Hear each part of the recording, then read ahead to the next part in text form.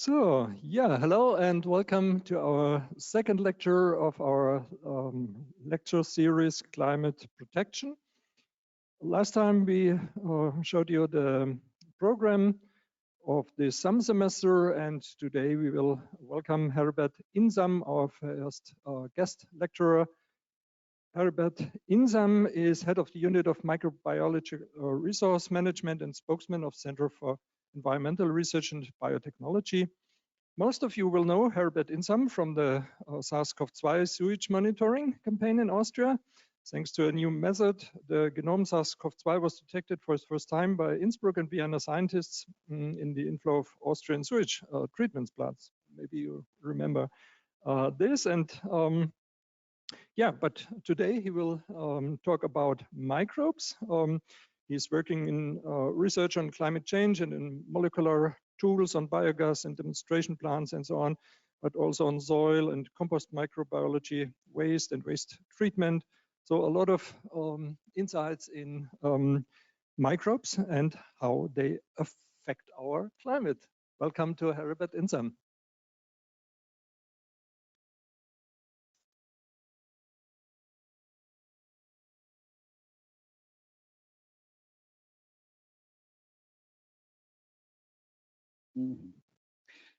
Thank you, Rainer, for your kind introduction.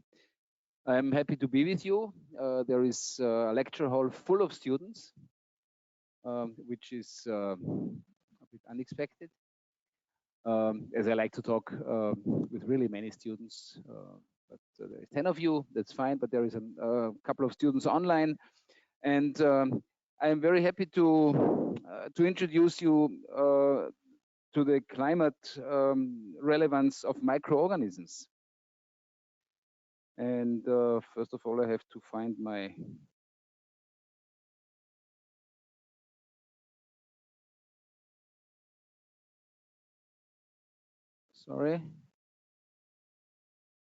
coming. Here we are. No.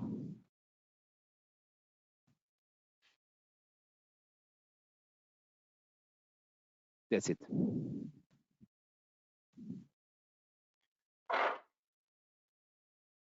And as you see this clock on top, it's 5 minutes to 12, or maybe it's 5 minutes after 12 already. And I will try to give you some hints how we can use the microbes for mitigating climate change. I'm professor of microbiology, and I've been working with soils since about 35 years. My first paper appeared in 1989 with the title Influence of Macroclimate on Soil Microbial Biomass. So already then the climate issue was discussed amongst scientists, and microbial ecologists started to think about how soils could interfere with climate.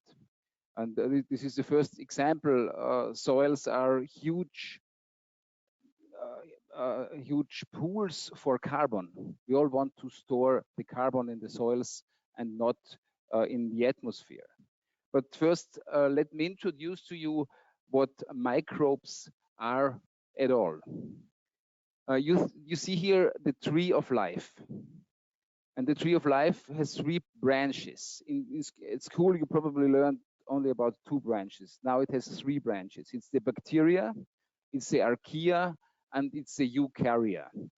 We as humans belong to the eukarya. Here is the animals. That's up here, this small branch, that's we, that's all the other animals. And most of the bacteria, or all of the bacteria and all of the archaea belong to the microorganisms, colloquially called microbes. They are usually unicellular. They have only 1 cell. They're very small. And there is also the fungi that are relatively closely related to us. They are as closely related to us as they are related to plants. So don't confuse fungi with plants. And why are the fungi microorganisms? Because many of them are also unicellular. They have only one cell. Only higher developments of fungi have more cells. Let us have a look at that. On the left side, you see a collection of different bacteria. There is bacteria that are round shaped. There are rods that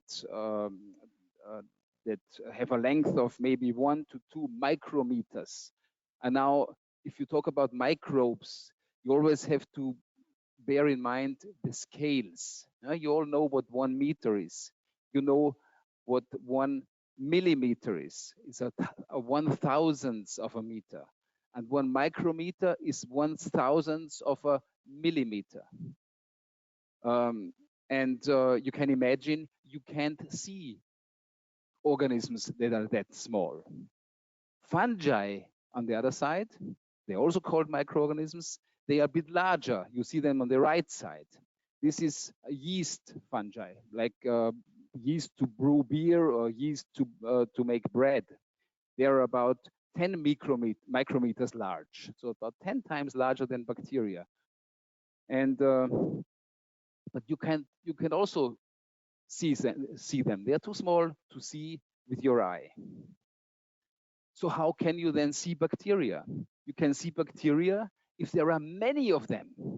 And that's what you probably have already wondered what that is. That's a petri dish. So we are using petri dishes. This is a solid nutrient source where bacteria can multiply. And they are multiplying by maybe once an hour. Out from 1 bacterium, you get 2. After 2 hours, you have 4. After 3 hours, you have 8. So they are multiplying relatively quickly. And after about 24 hours, there are that many, 10 to the power of 6 or 10 to the power of 8, that you can see them. They are forming colonies. And these colonies you can see. So even without the microscope, you can see these bacteria. And on the right side, you see a petri dish with a fungus coming from one propagule in the center, and it's spreading with mycelia. And this mycelium is spreading around, and the fungus, this is one organism, is getting bigger and bigger. But still, since it can be only one cell, it is a microorganism. Here you see this mycelium of fungi growing on the agar plate, seen through a microscope. You see these mycelia here, and eventually this fungus forms a fruiting body. This is an edible fungus, Pleurotus, and this is forming fruiting bodies. And here you see this white material is all mycelium. That is usually hidden beneath the soil. And if you go to the forest, you find only the fruiting body, and the majority of the fungus is beneath the soil. It's still a microorganism. Even one fungus is considered to be the largest organism in the world. It's a wood rotting fungus that has a space of 9 kilometers square and is 2,400 years old. Is still living, and it weighs 600 tons. It weighs more than a whale. Still, we call it a microorganism, since it's belonging to this phylogenetic group of fungi. And there is a third group that is important for us, that is microalgae. And what can algae do? What bacteria usually cannot do? Algae can do photosynthesis. Actually, this is a special bacteria that you see here. It's a cyanobacterium. This is also a bacterium that also can do photosynthesis. And algae are not bacteria. They are belonging to the plants, but the microalgae have only one cell, and thus we also consider them as microorganisms. You can get also bigger pictures of microbes. This is an Escherichia coli, 10 to the power of 12 are living in your stomach. This is 30 meters long. It's a sculpture that has been exhibited in the Oxford Museum of Natural History. But usually it's minute. It's 1 to 2 micrometers long. Now you can ask how many of these bacteria are around. There are how many bacteria you find in 1 liter of seawater. How many bacteria you find in 1 gram of soil. How many bacteria you find in your body, and how many cells do you have? Does anybody of you know how many cells you have? You have about 10 to the power of 13 cells. And what would you imagine how many bacteria are living inside your body? 1.3 times 10 to the power of 13. So there is more bacteria living in yourself than you have cells on your own. And 1 gram of soil contains 10 to the 7 to 10 to the 8 to the 10th to the power of 10 bacteria. So there is more bacteria in 1 gram of soil, in 1 tablespoon of soil, in 1 teaspoon of soil than there is humans in this world, on this world.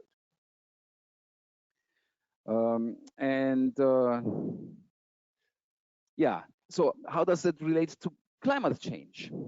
You all know this curve, the Keeling curve. Now, you're not so many, but who of you knows about this curve? Please give a sign. Who knows this curve? Okay, so 2 have seen this curve. That's a Keeling curve. The Keeling curve is telling us how the CO2 content in the atmosphere changed since 1960. In that case, we have curves that are dating longer back, but this one is shown since 1960, and and now we are at about 417. We have already exceeded 220 ppm, 220 parts per million CO2. When I was born, it was 316. When I did my dissertation, and I worked a lot with soils at that time, my first paper was about soil CO2 evolution from soils in 1985. The atmospheric concentration was 360 ppm. And the prognosis for 2050 is 500 ppm. We don't know yet, however, how high this will be. Then you may ask, why is this Keeling curve going up and down all the time? You see, it's oscillating. Who has an idea why this is oscillating? Why doesn't it go straight up? It's oscillating because we have seasonal fluctuations. It's in Hawaii. The measuring station is in Hawaii, far from industrial influence in the northern hemisphere. So in the northern summer, you have lower CO2 in summer because you have high photosynthesis. In winter, when it's cold, there is no photosynthesis, so the CO2 gets higher. You could go to the present CO2 content in the atmosphere by using this this link. I hope it works. Yes. So currently we have 420.41 parts per million of CO2 in the atmosphere. Day and night shift, isn't it? The fluctuation between day and night you can measure in the town. There is also, there is probably also a day and night shift. Yes, clearly. Because plants, why is there a day and night shift? Plants and algae in the ocean, they are doing photosynthesis. During photosynthesis, they are producing oxygen and they are taking CO2 from the atmosphere. But during night, also plants have to breathe. So they evolve CO2 during the night. So let's go back here.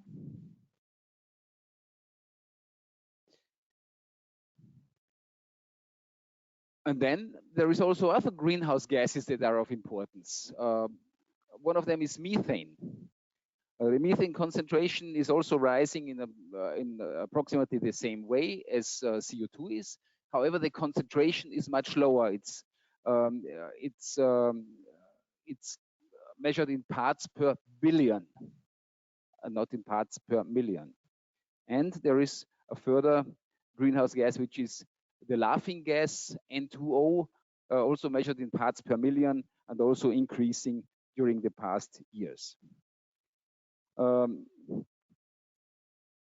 methane has about the 20-fold greenhouse gas potential as compared to CO2, and 1/3 of the methane is being produced from the rumen of ruminants, of cattle and sheep and other animals that are used for human nutrition. 1/3 is coming from ruminants, and these ruminants are not wild animals, not bisons in the steppe in North America, but they are raised for human food consumption. N2O, laughing gas, has a climate potential that is 230 times as big as that of CO2, and this is mainly coming from highly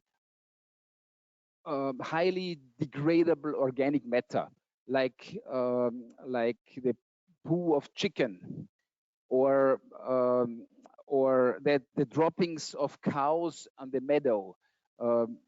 They are hotspots. Cow droppings on the meadow, they are hotspots of N2O formation.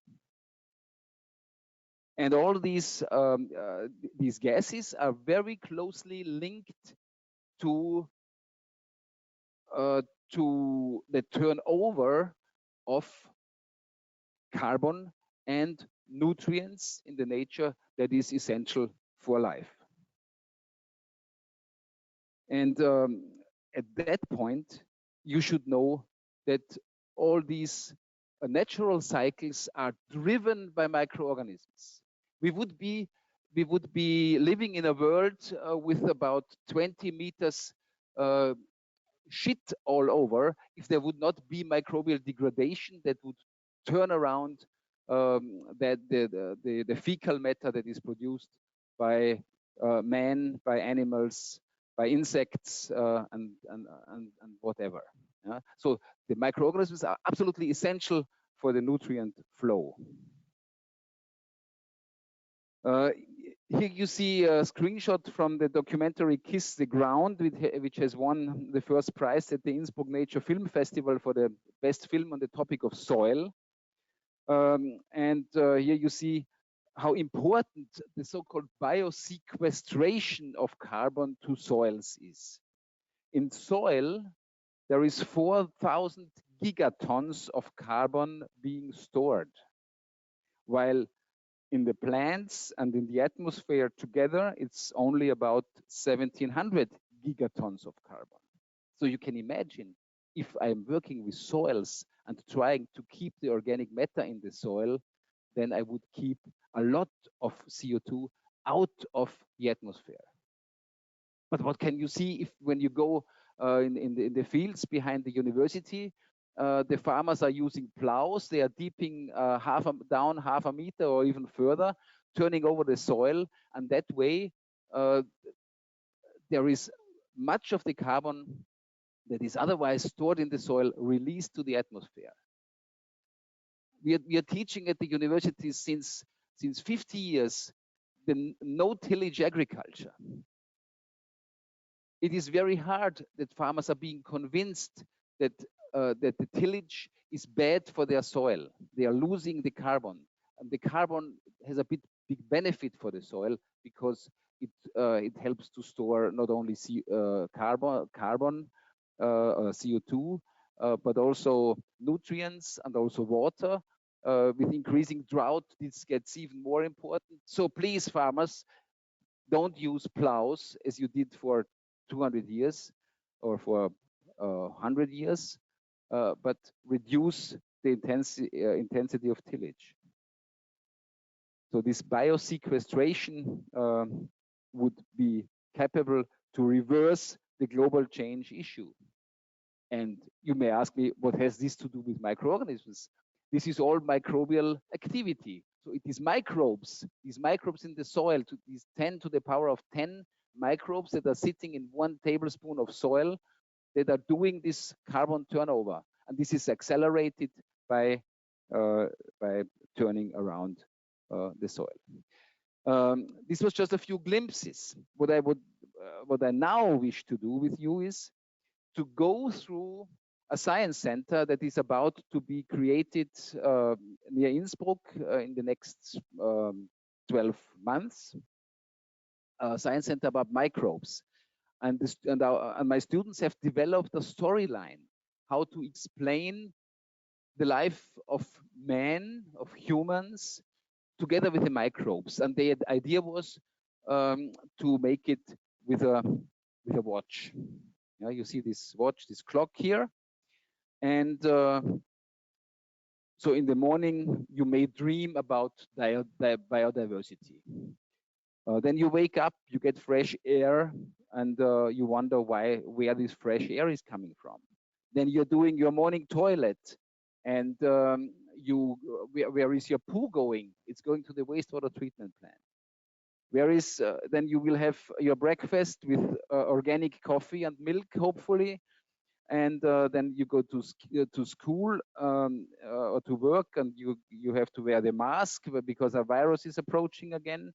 You have a snack, eating some food, which may be of microbial origin. You will have lunch, where you have probably organic vegetables and not conventionally grown vegetables.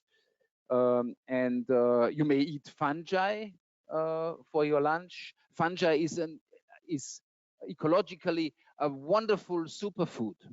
Fungi has the lowest environmental impact of all food you can imagine. Maybe that could be cooked with gas. And in the afternoon, you could do a forest walk. You will see some deadwood, you will see some lichens, you will see some ants. You will jump in the lake and maybe find some ciliates and algae. Then you may lie in the meadow and find some cows grazing.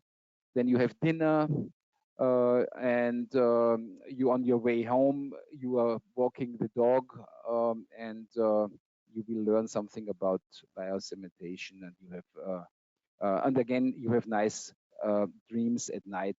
And now I will take a few points out of this walk through the day with microbes that are related to climate. So the first is the dream about biodiversity. You see here a number of petri dishes with different organisms growing in there. They look very beautiful, and we know they are important to have more closed nutrient cycles. You already learned the nutrient cycle is important. Nutrient cycle of nitrogen and of phosphorus and also of other elements. You will learn about biological nitrogen fixation and the nitrogen cycles on Earth. You will learn about fertilization with mineral fertilizers that are triggering N2O production. And you will dream about resilience by redundancy. So you will dream about how important it is to have a huge biodiversity in microorganisms. You don't need only a biodiversity in big animals or in plants. You also need a biodiversity in microorganisms because they are offering so many positive things for humans. And now we said it's 6 o'clock in the morning. We are getting up. and we are breathing fresh air. Where does this fresh air come from? It may come from cyanobacteria. The cyanobacteria were the first photosynthetic organisms on Earth, and they created our atmosphere. They created an oxygenic atmosphere, and oxygen in the beginning was toxic. Oxygen is very reactive, and oxygen was toxic, and only because the cyanobacteria started to produce a lot of oxygen and used up the CO2 that was in the atmosphere. This oxygenic atmosphere was created, and all our life today is depending on that. Today, of course, it's not only cyanobacteria, it's also higher plants who have evolved to do photosynthesis and produce oxygen. However, in the cells of the higher plants, there is organelles that are derived from microorganisms that have once been incorporated. So the photosynthetic activity of plants is only possible because early cyanobacteria have been eaten by other cells and have conferred the ability to make photosynthesis. And these cyanobacteria, you will find them mainly in the oceans, in big masses they are in the oceans. They have the highest potential on Earth to fix CO2 from the atmosphere. But the nice fresh air has not only to do with the oxygen that is there, it has also to do with another scent that we may feel in the morning. Have you ever experienced in Innsbruck that it smells like in the Mediterranean? Or if you go for a holiday to Italy, go to the sea or to some other places to the sea, there's a certain smell. You're smelling the sea. And it is the smell of DMS. It's dimethyl sulfide, and this dimethyl sulfide is produced by phytoplankton. So it's produced by photosynthetic microorganisms. And this is not only the smell of the sea, but this DMS has also another effect. This DMS is a nucleus for forming clouds. And these clouds, when they are forming, they increase the albedo. So the sunlight is coming to the Earth that is reflected by the clouds. And this way, microbially produced DMS is mitigating climate warming. So that makes our Earth a little bit cooler. So positive effect of DMS. Then at 6:30, we got up, are refreshed by the air. We go to the toilet and we are releasing our poop into the wastewater system. That is ending up where? At the wastewater treatment plant. And at the wastewater treatment plant, there is not hard workers who are treating the wastewater or filters or whatever. No, it is bacteria.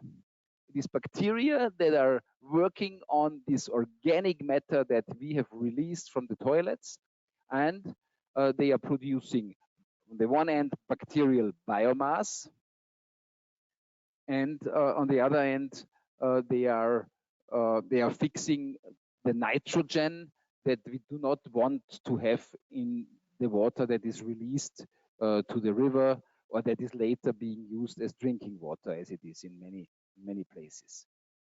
So this is very important. But you may ask, what does that have to do with climate? It has a lot to do with climate if we look into the detail. For example, there is a patent of the University of Innsbruck, and Bernhard Wett, a researcher from here, he has patented some 15 years ago the Anamox, the Anamox process in wastewater treatment, and he is using a very specific set of microbes that are oxidizing the organic matter, not with oxygen from the air, but with nitrite that is existing in the wastewater anyways. And this way, about half of the energy a wastewater treatment plant is using is not anymore needed, because this process, because the pumping of air into the wastewater purification system costs a lot of energy, and we don't need that anymore. This way, the wastewater treatment plant in Strass im Zillertal, and very few people know that, even not the Zillertalers know that. The wastewater treatment Strass im Zillertal is famous in the whole world for this technology that has meanwhile been exported to many, many countries.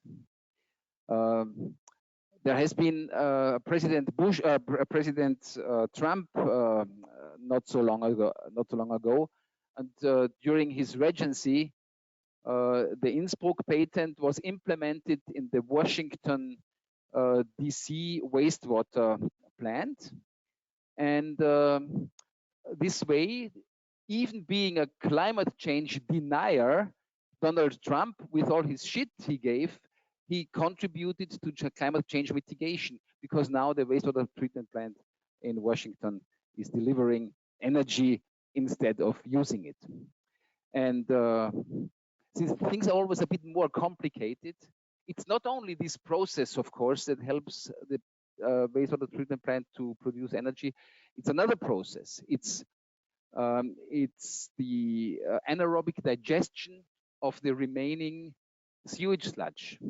So a good, well-operated wastewater treatment plant, sewage treatment plant, has an anaerobic digester, and with the help of microbes, in that case, the archaea, you remember the tree of life, the archaea, they are converting organic matter into methane. And this methane may be, and now you will ask, well, that's not good if they produce methane. Well, if the methane is in high concentration, you can use it as a fuel.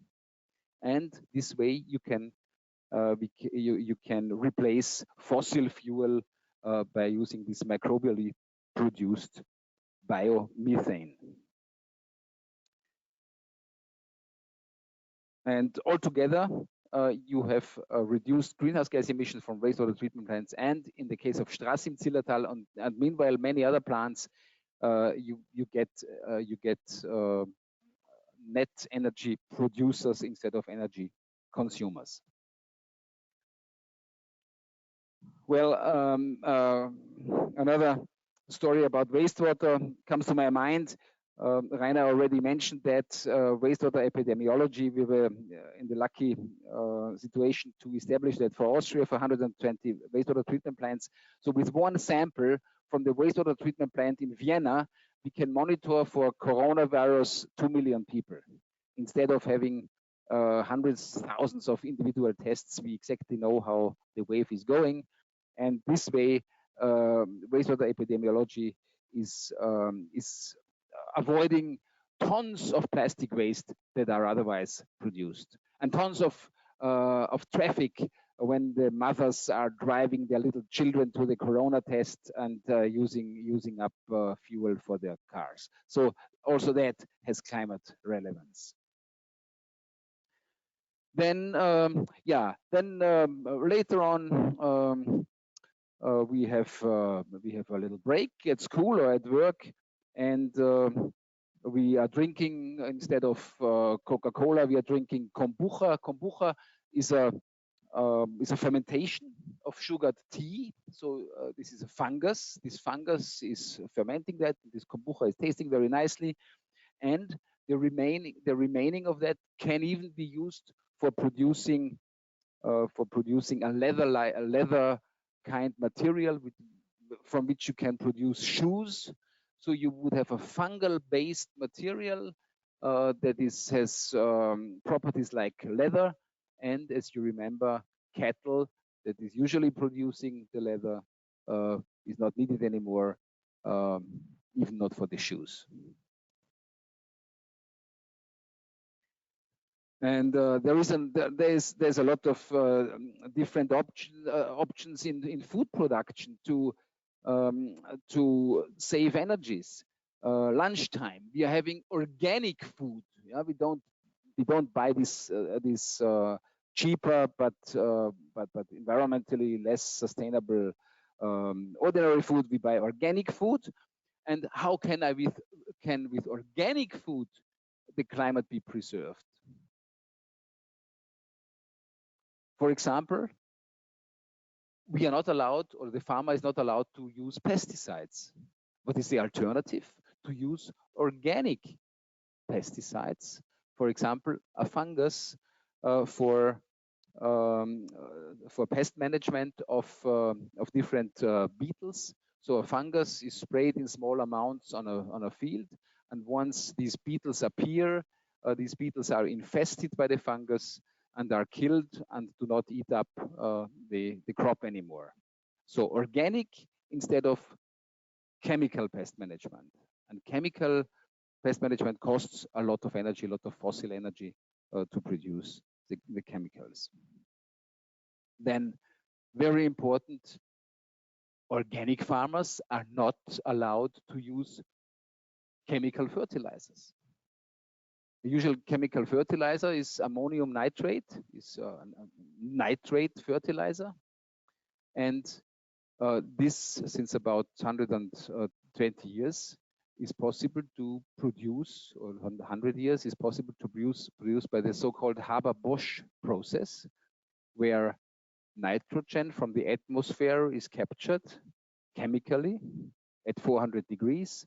And this costs 2% of the world energy consumption to produce the fertilizer.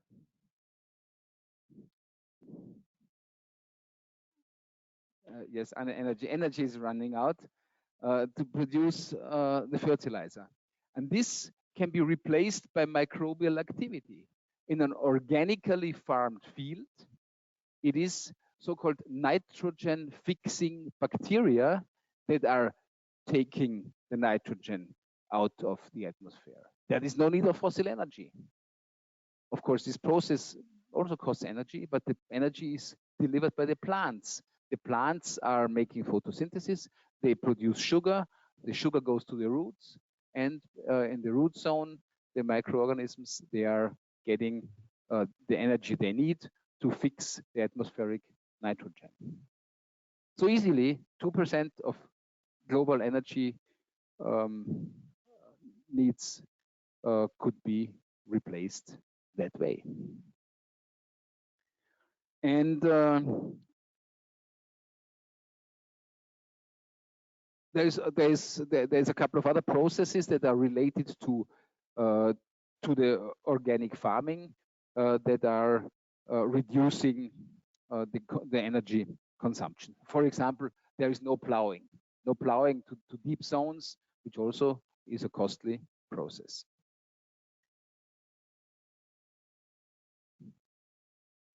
And well, after having had our organic lunch, we are going to make a walk through the pastures, through the forests. And what do we see there? We see there ruminants. Why are ruminants so important? Because they are the only animals that are able to digest lignocellulosic food. A tiger cannot eat a tree, but a cow potentially could if the conditions are right. Well, not a tree, but at least grass. And the cow can do that because it has symbionts in its rumen. These symbionts are, on the one side, bacteria. It is also anaerobic fungi. It is also protozoans. So a plethora of many microorganisms in the rumen of the cow that are enabling the animal to digest lignocellulosic food, which is grass, for example. Now, this is a downside of the microbes. These microbes, they are producing methane, and you cannot capture the methane that is produced by these microbes in the rumen of the cows. It's exhaled or it's emitted at the other end.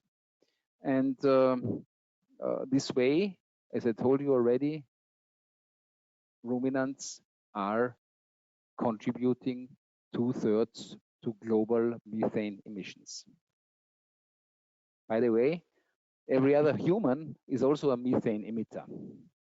Humans have different microbiomes in their bodies, and every other one is a 1 out of 2 is a methane emitter. The others are not.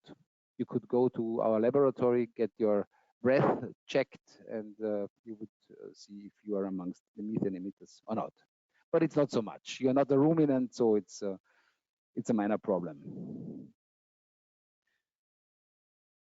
Yeah, what is unfortunately, and I don't like to tell this in the Tyrol, ruminants that are grazing on the pastures, per unit meat they are producing, or per unit milk they are producing, they are emitting more methane than a cow that is raised in a big stable in the Netherlands and receives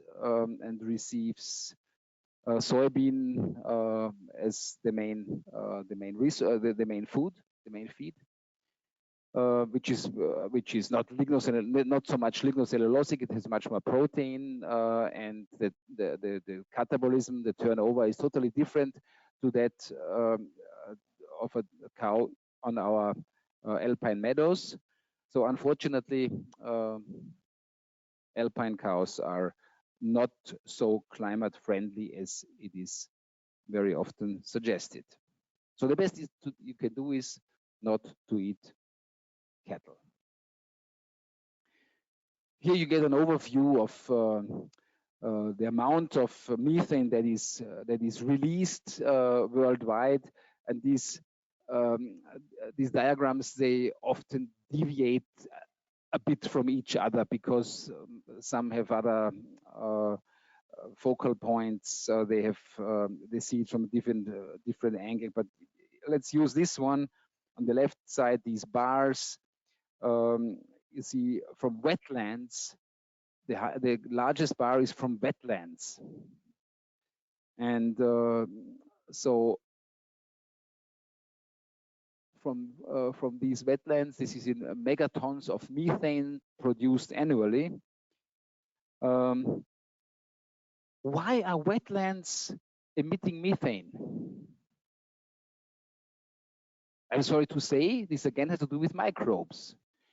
Wetlands are anaerobic, so there is no oxygen diffusing through the water body to the soil, which is between a water body, and the microbes that are down there, they are degrading the organic matter. And if there is no oxygen, they cannot produce CO2, but they produce methane, which is not so funny for our climate. So a big proportion comes from microbial activity in wetlands. Second most is agriculture, and of that, much of it is cattle raising. Some of it is coming from the energy sector, and also from waste. I wouldn't call it waste management, but from waste which is not properly treated. Waste management is another thing that is microbial activity. So in Austria, we have source separate collection of organic wastes. This way, the organic wastes can be used very nicely for making biogas. So every unit carbon that is in the waste is converted to biogas that replaces fossil fuels. So that can be reused. if it's not so separated, or even in the rest waste, there is organics, they are coming to a landfill. And in the landfill, what is happening there? Microorganisms are degrading the waste. And there is a huge emission of CO2 and methane and also N2O from landfills. One remedy that could be done is to use a system of pipes to suck out the gas from the landfills, which is filled with a lot of methane, and this methane can be used to produce energy through a combined heat and power plant. Or you cover the landfill by a certain type of soil. In this soil, there is microbes that are eating the methane. They can only eat the methane if they have oxygen from the atmosphere. So there must be a good diffusion down there, and the methane that is produced in the deep layers of the landfill is converted to the less climate powerful CO2. Also, microorganisms are doing that. Methanotrophs, they are called, methanotrophs, methane eaters. So you see, all the most important sources of methane are microbial sources. Yeah, this is again concerning the Haber-Bosch reaction. I already told about that. And now, since livestock is so important in greenhouse gas emissions, what can we do against that? With husbandry, we can do a lot. We can use dietary oils or condensed tannins or saponins that are administered to the feed of the cows. We can use a higher energy to protein ratio in the feed. We can improve forage quality. Then with the management system, we can do something, reduce the numbers of livestock. We can do something with manure management. We can use stockpile aeration of manure. We can use urease inhibitors to manure. We can compost the manure, or we can do the biomethanization, which I already talked about, by making biomethane out of all these carbon compounds would be the best. Or you can do some biological control. You can use methanotrophs to break down the methane produced in the rumen into other substances. So there have been experiments done where they put these methanotrophic organisms in the rumen, and they break down the methane. You can use viruses to attack the microbes which produce methane. So there is specific viruses. They attack only archaea, and this way methane production by cows could be reduced. Or you can use specialized proteins to target methane producing microbes. So there are some ways that are the science is now talking about how could we improve the situation. Then, well, after walking through the meadow, we decided to walk to the forest. And you may have heard about mycorrhizae. Who has heard about mycorrhizae? Mycorrhizae are also fungi. And these fungi are growing in symbiosis with most of the plants we know, with most of the trees we know. This is why you find certain fungal species in the forest only associated with a certain tree, because they are symbionts of that tree. And these fungi, they are producing a huge network of mycelia. You have seen these mycelia before on a picture, and these mycelia are attached to the roots, and they increase the surface area of the roots tenfold or hundredfold. And this way they are facilitating the uptake of the nutrients from the soil, and the trees grow better. Now, I came through a recent article that nitrogen fertilization favors certain mycorrhizal tree species at the expense of ectomycorrhizal species, so there's different species, due to differences in N acquisition strategies. And this may, in the end, reduce the capacity of forests to sequester carbon. So one could, by omitting any nitrogen fertilization,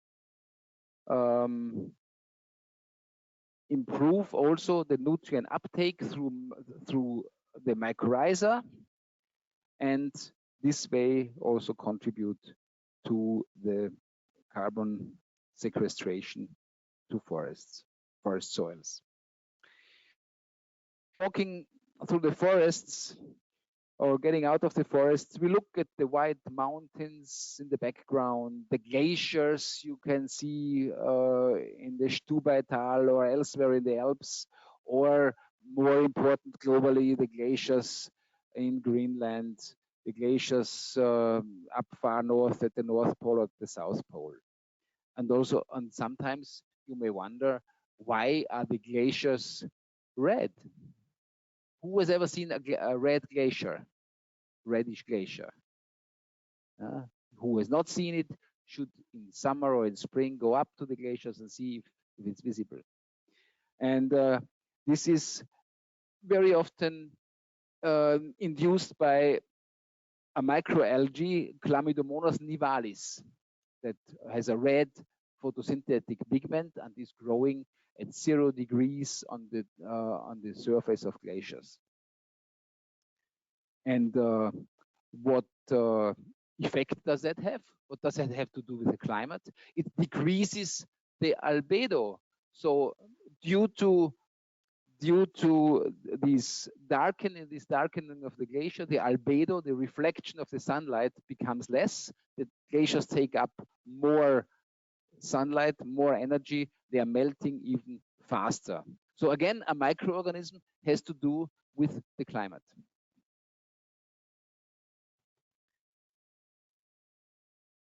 Then not so unimportant in some ecosystems, also in the far north or in high elevations, are lichens. Lichens are symbionts. Who knows what lichens are? Flechten. Lichens are symbionts of bacteria and fungi. It is cyanobacteria. Yeah, the cyanobacteria, they are doing photosynthesis, and the fungus is giving the structure. Or algae and fungi, same thing. Algae are doing photosynthesis, getting the energy, and the fungus is giving the structure. Part of the energy is going from the lichen to the fungus. And there is also tripartite symbiosis, where you find all the three of them. You find lichen, you find algae, photosynthesis, fungi, structure, and cyanobacteria that can also do biological nitrogen fixation. So they get also the nitrogen from the atmosphere. This is also this symbiosis of different organisms. This is also helping the atmosphere, because they are taking out some of the CO2 of the air.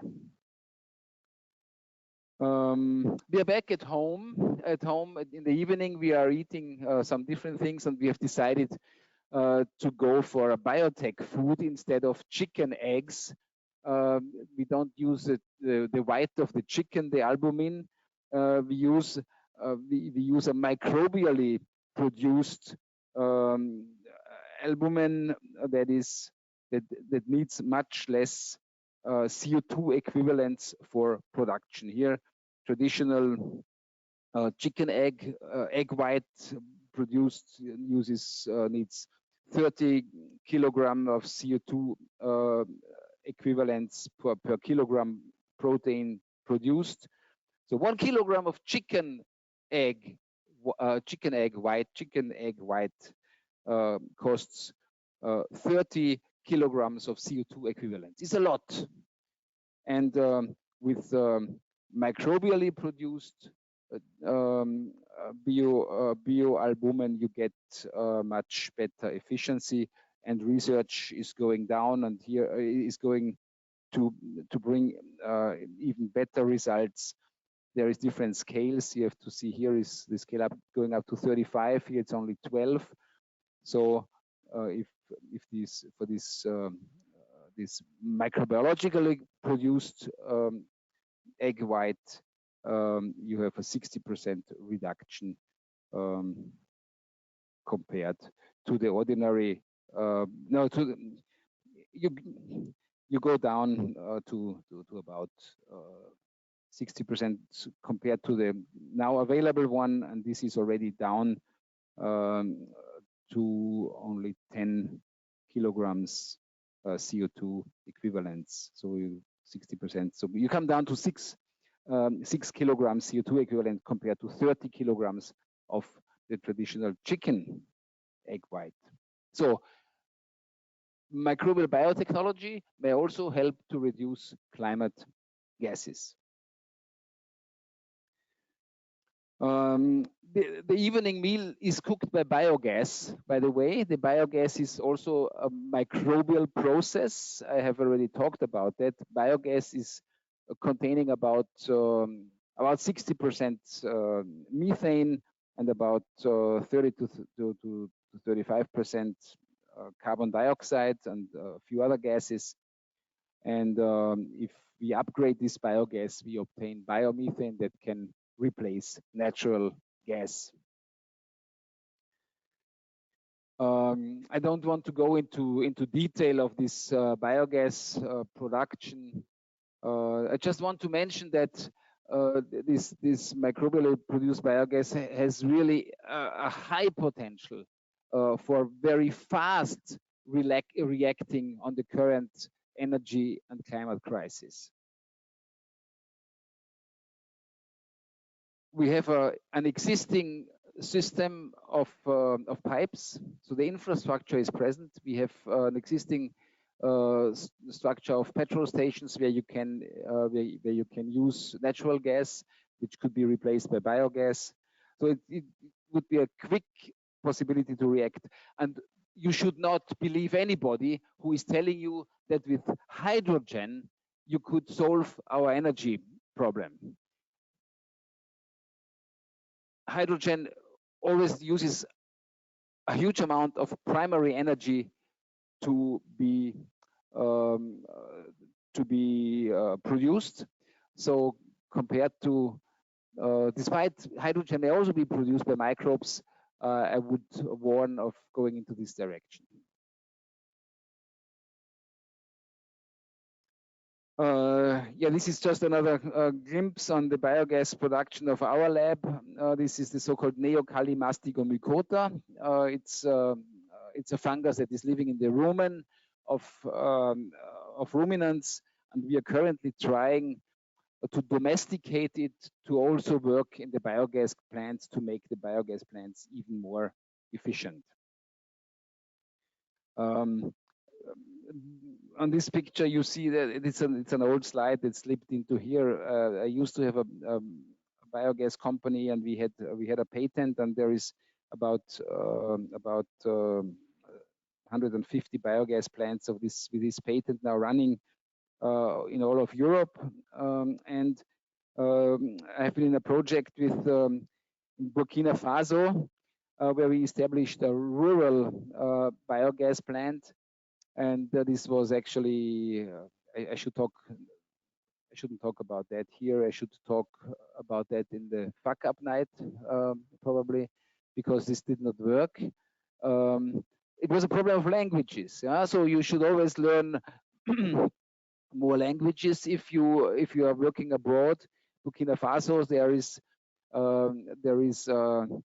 the people who are living in the villages, and there is also people that are migrating. The Fulani, they are migrating, and they all, well, they speak some basic French, but they mainly speak their native language, and something got lost in the translation. Anyways, after we had visited the place, we had seen a lot of cows, and we thought, wonderful, we can build a nice biogas plant there. And only after that, we realized that these cows are not there all the time. They're only there for 3 weeks, and then they go to other places. And so the biogas plant then was run only with human wastes from the school and some organic wastes that have been produced in the kitchens, and only eventually some cow dung. So it is much less productive than we had previously thought. So inform yourself very good that such projects do not fail. Then maybe after work or after dinner, we go for a little walk, and we walk the dog, and you should not have your dog pee onto a concrete wall or on a brick wall, because it's again microorganisms that are then using the nitrogen and producing nitric acid, and this nitric acid is actually eating up the concrete. But why do I tell you that? Because there is also the option to produce concrete or bricks with the help of microbes. So we, with the Faculty of Architecture here, we had a project where we are producing bricks from the dust of Lasa marmor. What's marmor in English? Marble of marble. So marble dust is being converted into bricks with the help of microorganisms. These microorganisms are producing a binding agent that holds together the dust, and there is reusable bricks for that. So again, we save a lot of energy because brick production costs a lot of energy. And also at this point, I would like to mention that with fungi, we can produce building materials. It's mainly in the experimental phase right now. But this was also a project with the local Department of Architecture. The architectural students, they built structures made from lignocellulosic material. In that case, it was hemp. These structures were inoculated by a fungus, and they got rigid and solid and got very good insulation capacities.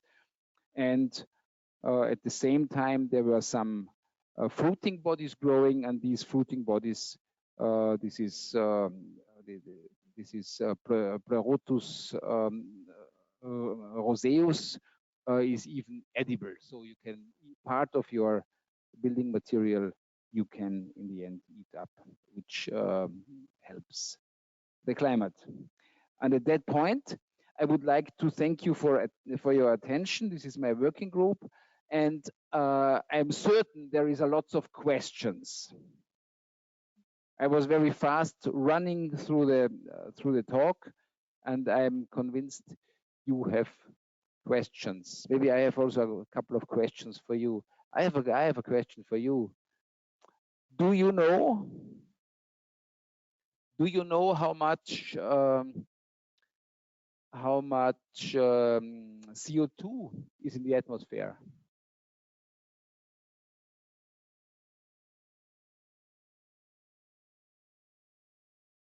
Now you are shaking your heads. You are not an answer. I told you we have also seen the current CO2 content. So recall that what you have been just talking about. 420 ppm in the chat. Okay.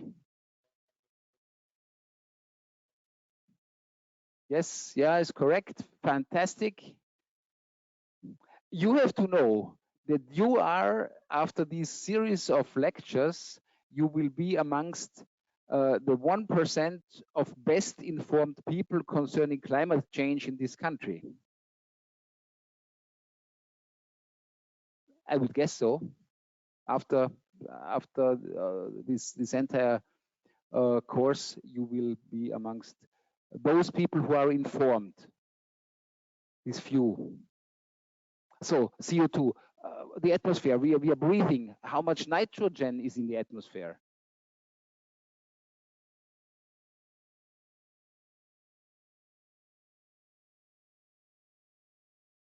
Yeah. How much? Close to, yeah, 78, 79%, that range, correct? Right, and what is missing? Oxygen. How much oxygen is in the atmosphere?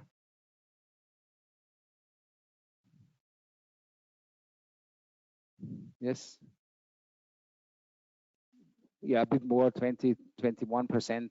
Yeah, right. So that's essential. That is after having heard a series of lectures about climate change, you should need to know. You need to know the composition of the atmosphere, right? So now I'm prepared for your questions. Yeah.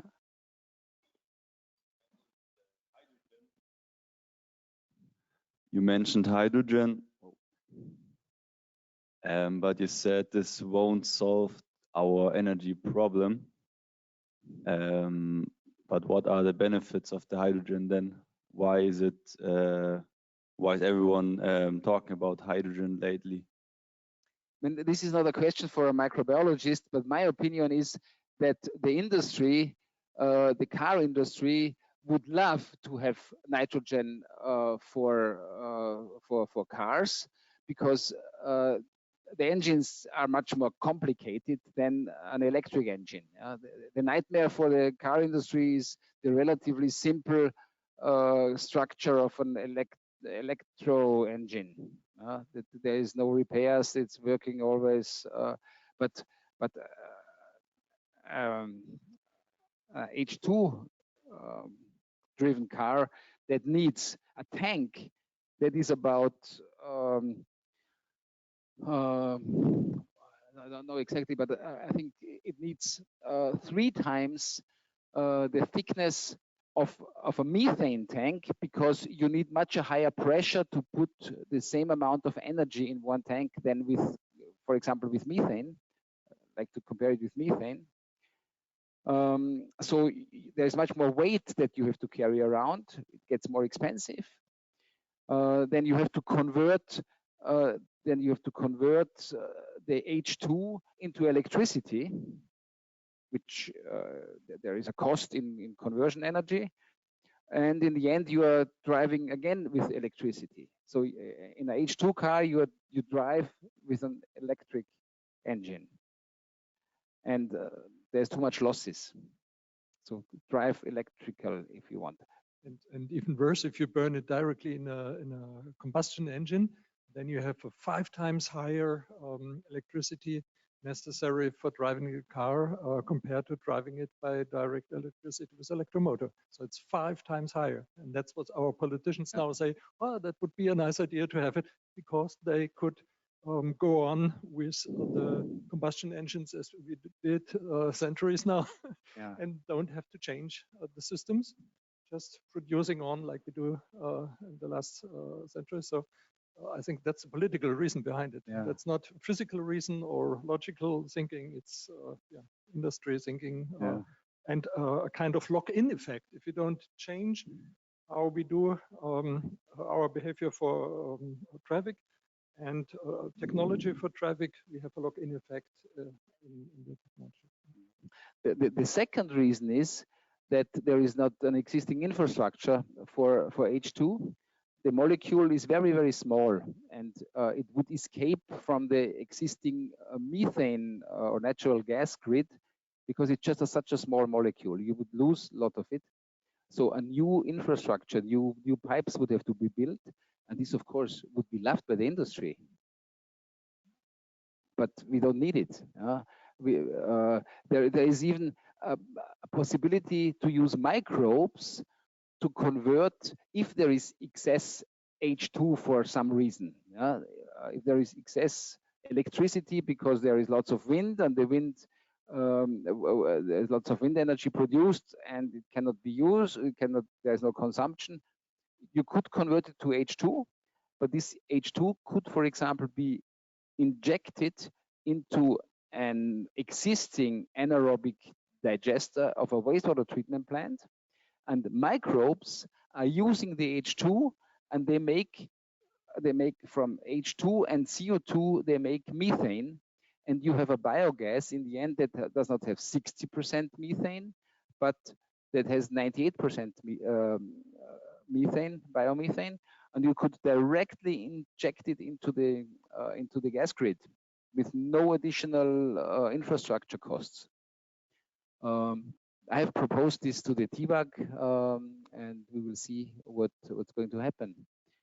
There is also, it's also mentioned, always mentioned, the storage. Yeah, H2 would be ideal to store, but as I told, the molecule is very small, so you have losses through diffusion, and you could also convert H2 to methane in already existing storage facilities. So there is geological formations in Upper Austria, Rack, where you could pump in the H2 if you have it, and microbes that are sitting there would convert it to methane, and then you could again use the methane.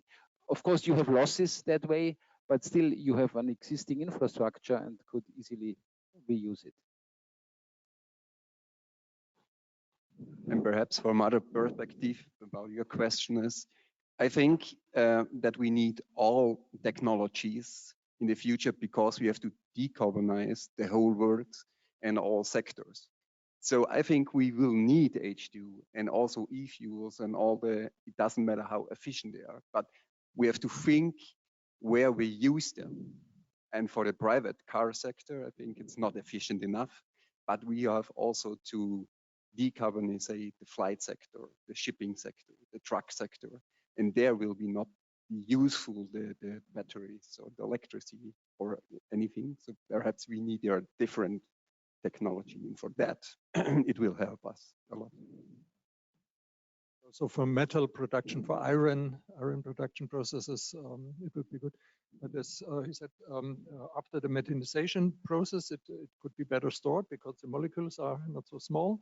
And then you can have even seasonal storage. So the gas capacities we have at the moment are large enough for not for all of our processes, but part of it for seasonal storage. So we will have overproduction in summer and underproduction in winter. So in future, we have a totally decarbonized technology, then we need some seasonal storage. And maybe this is one of the storages which are affordable because they are already existing and high investments are already done. Yeah. Talking about energy storage, I mean, pumping up water and reusing it is still the most efficient way to store energy.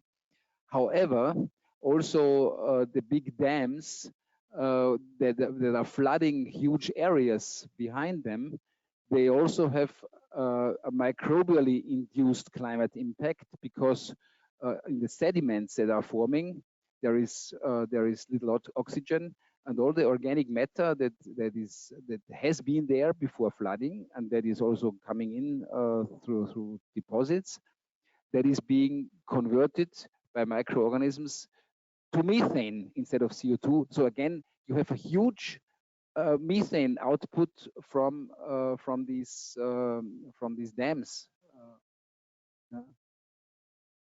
A good storage facility for weeks or days, but not for seasonal storage. They are too expensive to do it seasonally. If you want to fill them once a year and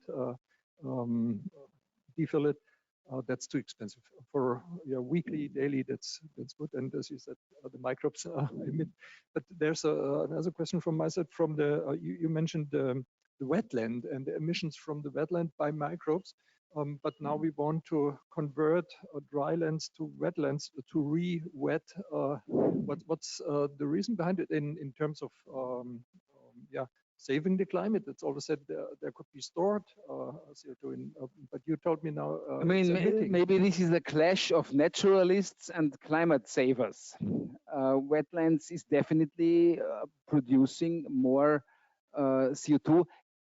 However, if the situation is such that in the climate more carbon is being stored because there is less turnover, there is wetlands may also serve as a carbon sink. That's clear. They also may serve as a carbon sink. But per se, they are methane emitters.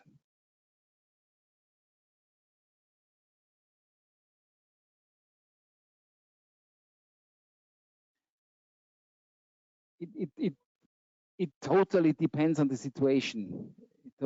If I have an agricultural soil and if I put water on top of it, it will start to accumulate carbon. So it will be a net sink of carbon.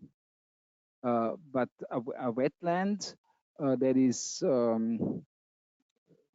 active is definitely a sink of methane. But the balance, one would have to look at that, depending on the situation. Ingo, you have a comment to that.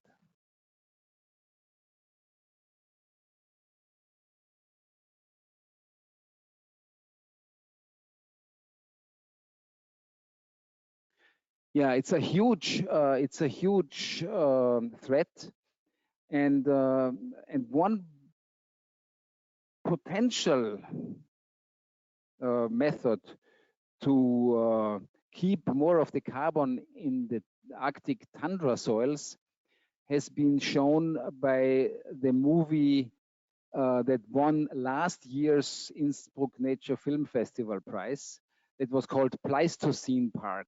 So if you have the opportunity to see this movie, it's fantastic, Pleistocene Park. And the idea is to reintroduce big ruminants. You know, ruminants are problematic, but to reintroduce big ruminants that are also kept there during winter. They talk about 20 million ruminants, bison or yak, and they are trampling the snow in winter.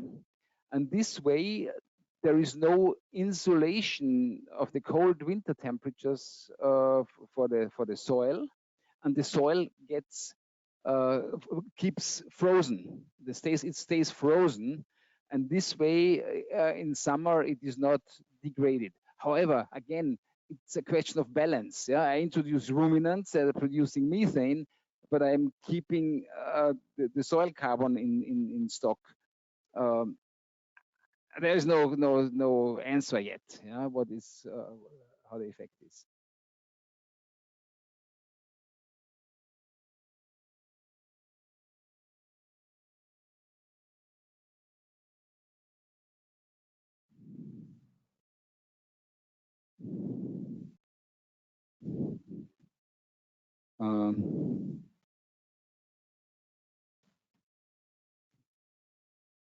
Okay, I'm looking for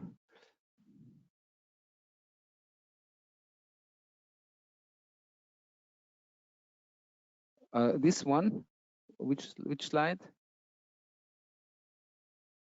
I can't see the slide numbers here.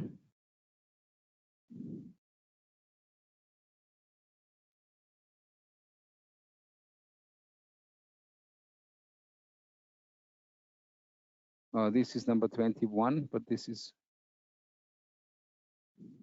no.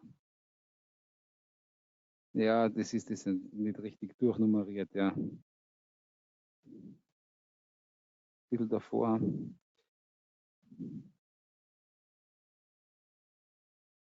Das? Na? Okay. Also, nochmal, what was the question again?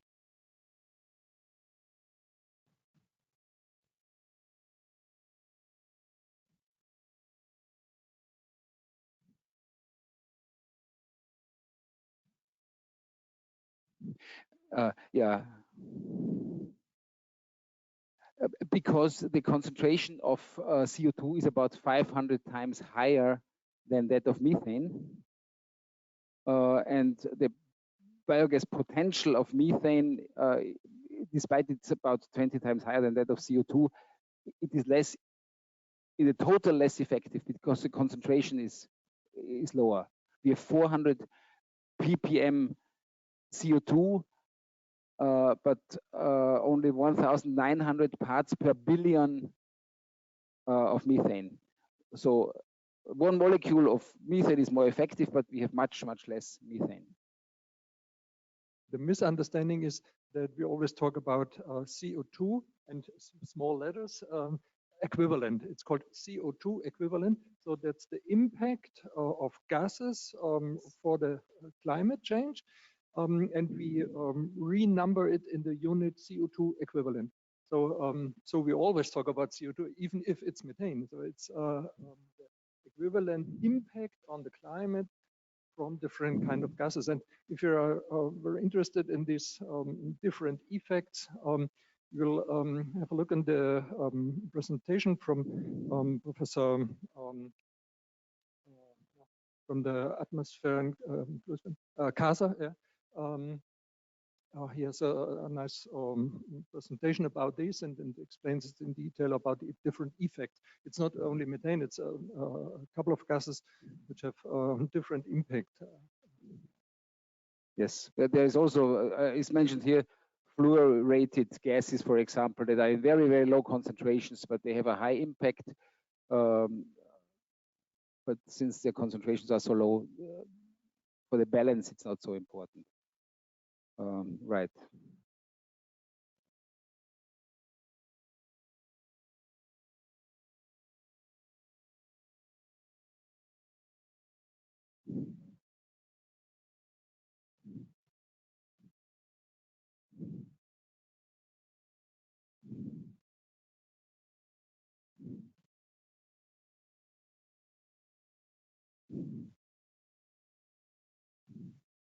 Yeah, yes.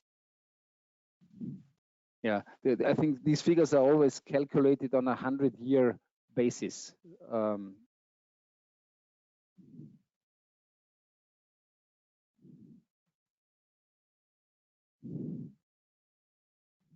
No more questions?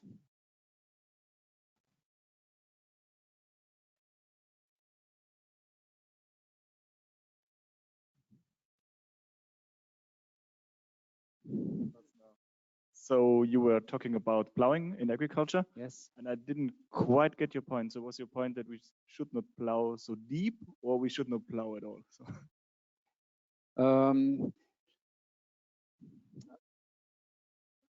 There is different philosophies. So there has been a movement in the US since many years that is no tillage agriculture, no plowing at all, which would be the best for the soil biota, of course, the best for keeping the carbon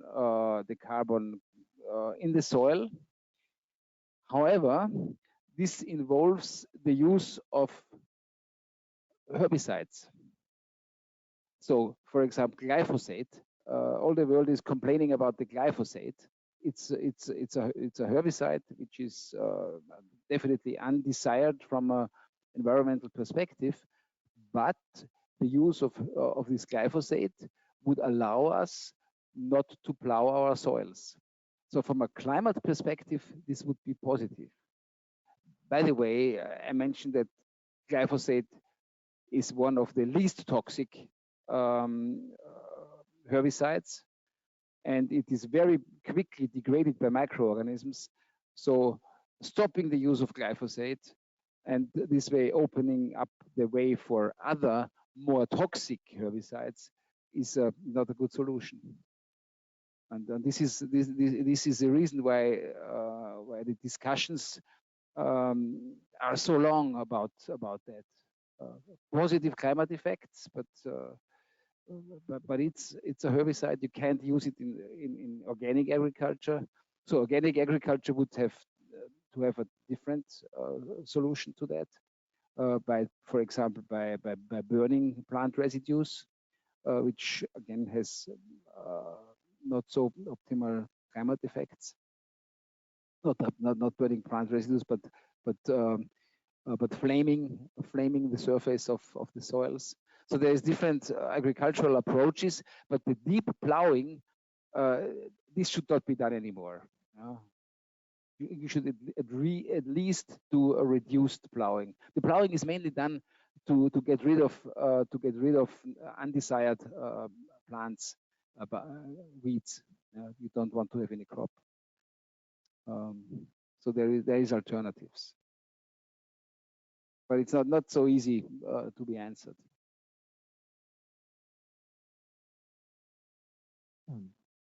Other questions? So next time we have the presentation about the cement industry and its big impact. So Heribert showed us how we could also produce bricks out of dust and microbes. Yes. That's a really good way to get rid of cement. But yeah, next time we'll hear about the huge amount of energy used for cement production, the huge emissions, yeah, and how to reduce them.